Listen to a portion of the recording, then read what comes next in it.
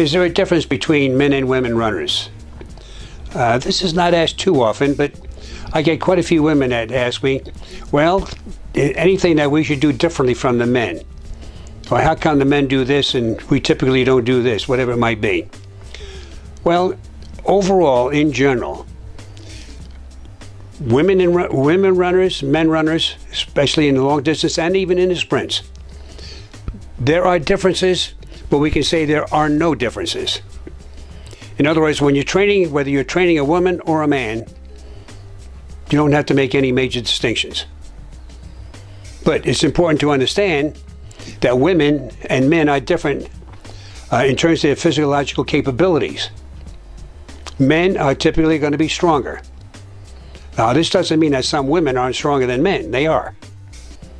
So, but at the far end of the spectrum, there's always going to be a man stronger than the strongest. The strongest man is going to be stronger than the strongest woman. That's the point. But as you move down on the continuum, you'll find women stronger than men. See, where that strongest woman is, she's going to be stronger than quite a few men behind her. So we can't just make an overall statement, oh, I'm stronger than you, because I'm a man. It all depends who the woman is. So in the training, that's why in sprinting, for example, the training is still basically the same. And women are typically behind the men in terms of strength, and therefore they should be doing more strength training. But yet, knowing this, most women do not get involved in strength training. Men are more prone to strength training, even though they need it, but women say no.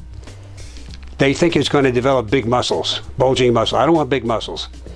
I want to get rid of my fat.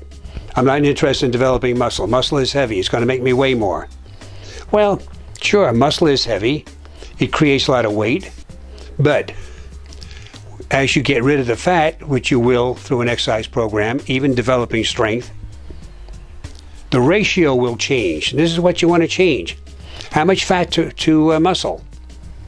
See, when you have 90% fat and 10% muscle, not that you really have this, I'm using this as an exaggeration to make some comparisons. See, so if it was 90-10, and if you switched it to 90% muscle and 10% fat, you're going to see a world of difference. Now that's the extreme, of course. I went way beyond. Typically, women are going to have about 20% fat. And that's good. Women need it, especially if you're in your childbearing years and you're going to have children. You want that extra fat. It plays a very important role.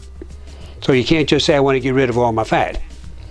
But the men and women, it's really the same. Technique is the same. And here's where women could have even more effective technique. By getting involved in more strength training, specific to training and developing the muscles as they are used in running, they're going to start seeing a major difference. Now, some of our top runners, for example, Dina Castor, terrible technique when it comes to running. Number 3 in the world in the Olympics, and a heel hitter, a major heel hitter. So just that one change could have made, there's no reason in the world why she couldn't have been number 1 and reigned as number 1 for many years. But by not changing her technique, she's never going to make it. And since then, you notice she's also broken down. She's come down with injuries and other problems. So, technique, ultra important. I've analyzed a few women runners, some of them published in Running Times. But even there, these women still don't get around to doing exercises.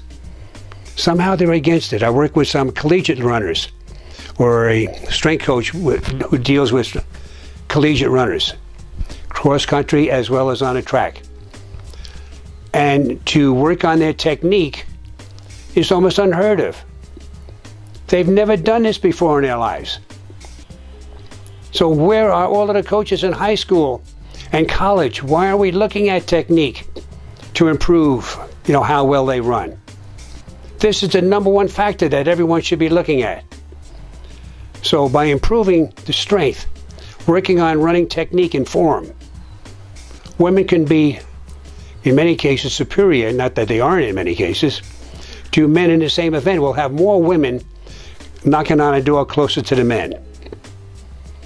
So in terms of other physiological factors, men and women are basically the same. Strength is the major distinguishing factor between them. So I would say get going on more strength training if you want to be a better female runner, as well as better technique. Combine the two and you got it made, and I can guarantee you greater success than you've ever had before.